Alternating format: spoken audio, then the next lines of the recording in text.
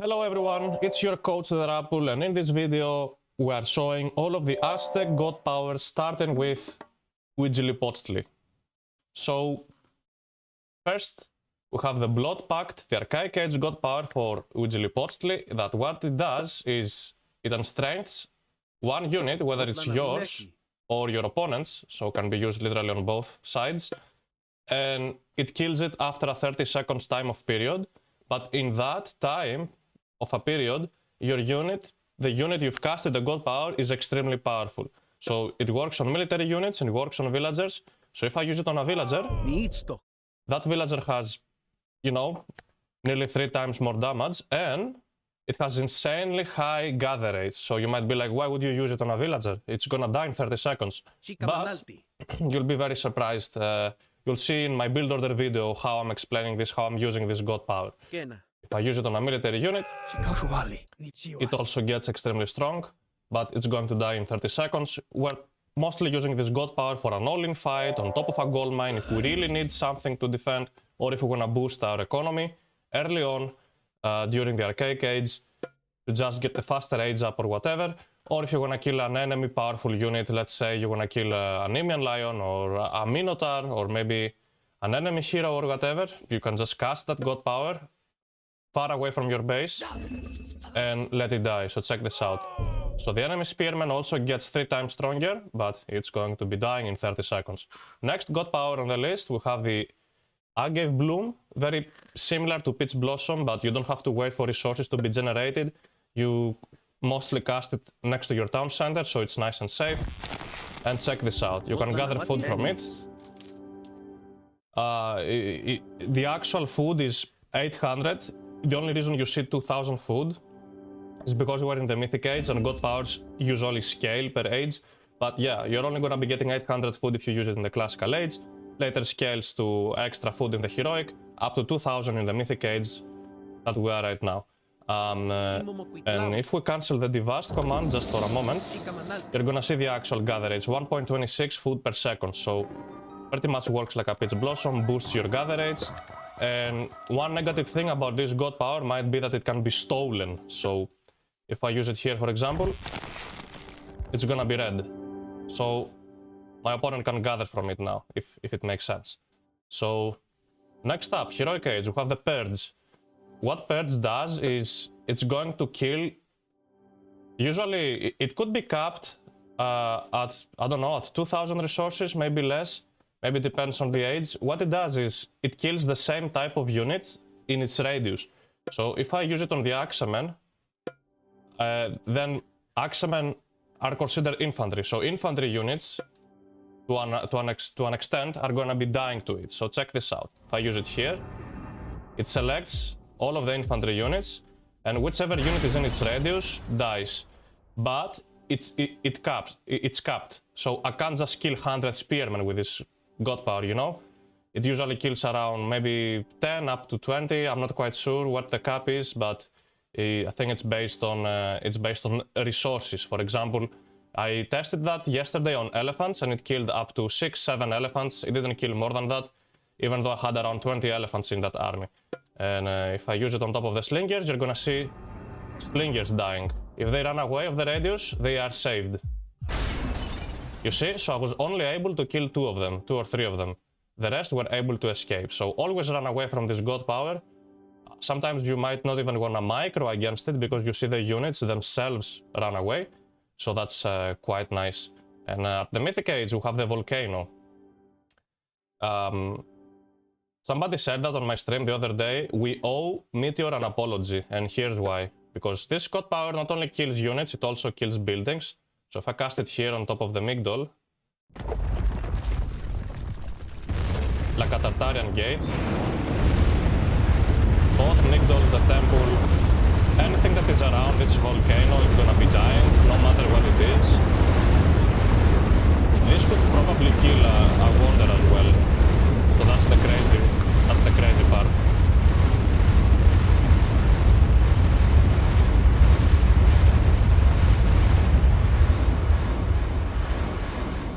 And then again, it kills units as well. So if I use it here, check this out.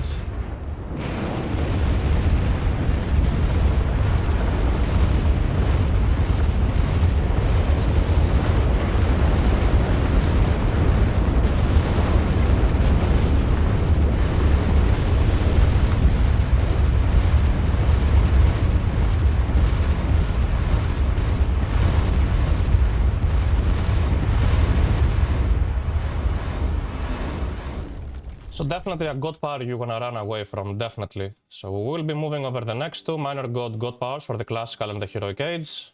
And here are the three different minor god powers for the Huitzilopochtli gods so far. So we get Infestation in the classical age. What it does, it basically spawns scorpions. And it might scale in the mythic age, might spawn some type of wolf myth units, you'll see that later. And they are controllable, very similar to the serpents. They also do poison damage, some extra divine damage, by the way, that's considered poison. So if I use this here, it spawns this large scorpion, and I can use them to either raid, even though they do very little damage against villagers. But they do poison enemy units. So it gets depleted at some point, remaining lifespan from the looks of it, and it can get attacked. So you could potentially use this somewhere in a corner or even in your base if you want to gather a couple of the scorpion to help you win a big fight later. And I do have very decent DPS, 10.2 hack damage per second. Alright.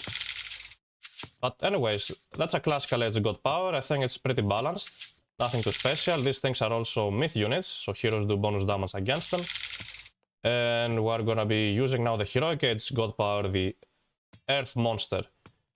Kinda overrated god power in my opinion, but it works very similarly to the rage god power for the Japanese. So check this out. It consumes units basically. It starts eating units, and at the end of its lifespan, it spits them out damaged. So this could be very good during a big fight where you're not... This god power isn't really killing units, but yeah, you see, it throws them out now. So it doesn't kill units, but it idle units, it hides units. So in a big fight, in a large population fight, that's where this god power is going to be strong. Now, small population fights, I don't think it's gonna be that good, but yeah, whatever. And at the end, we have the Pillar of Talokan. This is a very defensive god power that lasts forever, but can be attacked. So you use this if you want to fortify a location. So let's say I have like 3 gold mines here and a town center or whatever, and I want to fortify all of that. I just throw this. And now this position here is pretty much fortified. This unit has 1800 HP, 40% hack armor, 90% pierce armor, 5% crash armor. So siege units are necessary to take this down. It has this ability, target nearby units with a splashing burst of water dealing tremendous damage. Yes, so it damages heavily units. It doesn't say the DPS just yet. And yes, we quite enjoy that. So this god power allows you basically to get to a faster late game where Huitzilopochtli basically starts thriving with unique minor upgrades, which I will be explaining in a different video, but yes, here we go, and now we will be switching over the 2 other gods such as Tezcatlipoca and Quetzalcoatl. And alright, we do have now Tezcatlipoca on the table. Tezcatlipoca's Archaic Age god power Obsidian Mirror basically steals your opponent's god power, but for the Archaic Age. So right now, if I have a RAP player on my enemy side, if I cast this on any unit or building, then it's going to give me a rain available, which I can use for myself and be totally fine and happy with it. This is mostly strong against Japan. Let's say you will be able to get a new moon from, let's say, Tsukuyomi, right? If you use that god power. So I'm gonna be able to use it here. Don't worry, the cooldown and the price is not so free because I'm using the devast command, so everything is so much faster and cheaper. So don't pay attention to the god power recast or reload time. It takes way longer, and to recast it, it takes as much favor as your opponent's god power. So if I wanna use this for a second time, yes, I will be able to, but if, let's say, I use it on New Moon, on the Tsukuyomi, the New Moon is going to cost 125 favor to be reused for me as well, as much as my opponent. So yeah, a very interesting mechanic, very unique god power. This is one of my most favorite god powers. You'll be able to have sentinels against Hades. You'll be able to counter, actually to have the exact same god power as your opponent, whatever god they are. It could be literally, you're gonna be able to have Golem Bursti as Aztecs. Isn't that amazing? Quite amazing. Now, the second age god power that we haven't watched yet is the Lullaby, where it stuns units. It makes them sleepy, so it basically stuns them in the radius. So check this out. They're all sleeping. But if you attack those units, then they attack you back, and the God Power is cancelled. So you don't want to attack units during this God Power. You just want to stun units with a Lullaby, and use your cavalry, for example, or your fast-running units to kill villagers, or you want to idle the front line, so you kill the back line if it's full of archers. That's how you want to use this. So very careful with the Lullaby God Power when you use it. You can counter Restoration with this God Power, you know, or you can counter Bronze, you can run away from it. These are the type of things you can do using the Lullaby. Your opponent will have to heavily rely on basically splitting units against this a lot. And yes, interesting one. Next we have the Starfall. This is very similar to Tempest from Freyr, but it doesn't freeze units. Instead, it spawns 2 myth units during its cast, which you can use to fight. So check this out.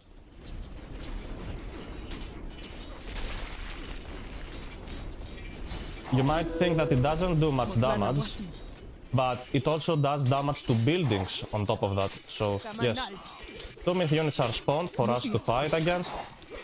Maybe 3 sometimes. Yes, we got 3, maybe because we're in the Mythic Age.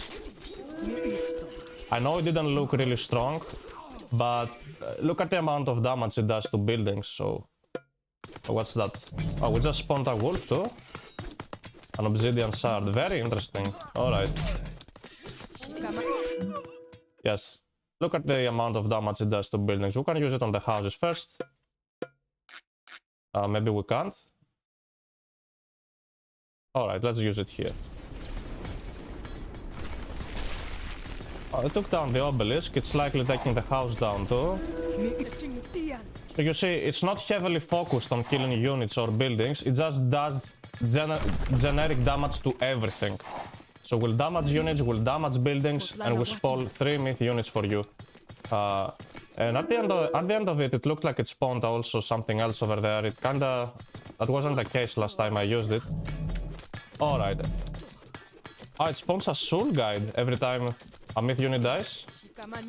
Let's see if we get the same thing here. Once the GG myth will die too. So we got one here. That's a powerful myth unit, by the way. Okay, so I guess once one of these 3 GG myth will die, we spawn an egg, a wolf egg, that gives you a Mythic Age myth unit. Wait, 2? We got 2 eggs. Then this God Power is far more interesting than I thought. Look at this. The first attack is very strong of this unit. He has a very powerful ability that deals insane amount of damage. Does high damage, but doesn't have any type of crash damage, so it's not gonna be insanely good against buildings. But yeah, I guess this God Power is likely to be a defensive one, or you could use it on villagers, I guess. So you could raid them with your myth units. And at the end, on the Mythic Age, we have the Corrupted Ground. We're gonna take a look how it looks like and how much damage it does to military units. Look at the amount of damage done there. And it spawns myth units during its usage. Or after its usage. You're gonna see it now. So definitely a God Power you might wanna run away from. I'm not sure if it traps units, doesn't look like it does. And once it's done, we spawn some... Oh, where are they? Oh, maybe I should use it to buildings. It actually spawns whatever you kill. Oh, that's when it spawns myth units, when you kill enemy units. And they do some very interesting amount of damage. So the more units you kill, the more myth units you spawn during its cast. And even after its cast. So you really want to trap your opponent's army when you use this. You see that? They're still spawning as long as you kill enemy units. This is insane. This God Power is actually insane. So it doesn't do damage to buildings much, or only very little. But it is very good if you can wipe out an entire army with it. These units will keep respawning, and that's the very strong thing about them. They're also uncontrollable. I cannot control them. I cannot control them. But yeah, you saw how it looks like. You definitely want to have heroes when you are facing up against this god power. And now we're gonna move to the Quetzalcoatl god powers if we missed any god power so far. Alright, and at the very end, we have already reviewed every god power. The only one left is the Tailwind from Quetzalcoatl, where what it actually does is it heavily speeds up your units wherever you cast it. So you see I have these Jaguar Riders over this location, and they have 5.5 speed. So what I'm gonna be doing is, if I cast this god power on top of them, they go up to 8.3 speed, insane for raiding, insane for skirmishing, for flanking and everything. And the speed keeps going until the god power finishes. So that's actually amazing. Extremely fast, and we can jump with them. Very good stuff and everything. So this was pretty much every Aztec god power in the game. Thank you very much for watching. If you're on YouTube, feel free to subscribe and like, and I'll see you in the next video.